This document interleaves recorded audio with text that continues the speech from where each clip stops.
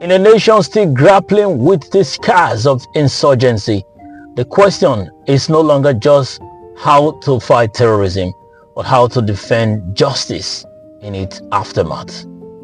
Can a system prosecute and pardon at the same time without losing its moral authority?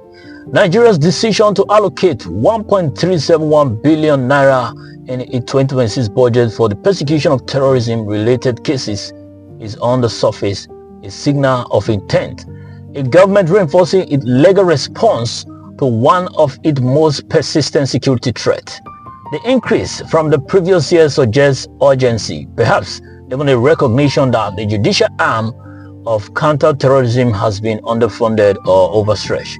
But the timing and context raise deeper questions about coherence in policy. For over a decade, Nigeria's counterterrorism efforts have largely been defined by military operations against insurgent groups, particularly in Northeast. Yet, as the conflict evolves, so too must the strategy. Prosecution becomes critical, not just to punish, but to establish rule of law, deter future crimes, and deliver a sense of justice to victims. In that light, increased funding for terrorism trial could be interpreted as a necessary shift towards institutional accountability. However, this narrative becomes more complicated when placed alongside the government's reintegration programs for so-called repentant insurgents. On one hand, the state is investing heavily to bring suspects before the courts. On the other, it is offering pathway back into society for individuals who may have been involved in the same act being prosecuted. The contradiction is stark, and it is not lost on the public. This dual-track approach, justice through prosecution and reconciliation through reintegration, may be rooted in pragmatic consideration.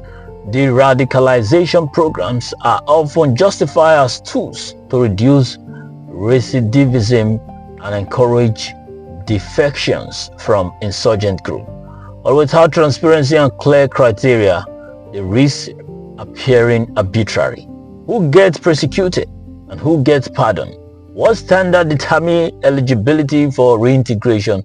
And crucially, where do victims stand in this question?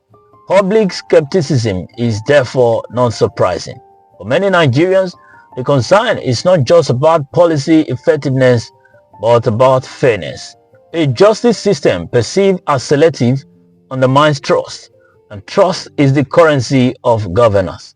If citizens begin to see a disparity between how different actors are treated under the law, it could erode confidence in institutions already under strain. Politically, the implications are significant. At a time when security remains a top national concern, the government handling of terrorism cases will be closely scrutinized. Increased funding may be intended to project strength and commitment, but if not matched with consistency and clarity, it could instead amplify criticism. In a diverse and often divided society, perception of injustice can deepen fractures and complicate efforts at national unity. Beyond politics, there are broader legal and ethical considerations. A robust prosecution framework strengthens the rule of law, but only if applied uniformly. Reintegration, while potentially beneficial in reducing conflict, must not come at the expense of accountability.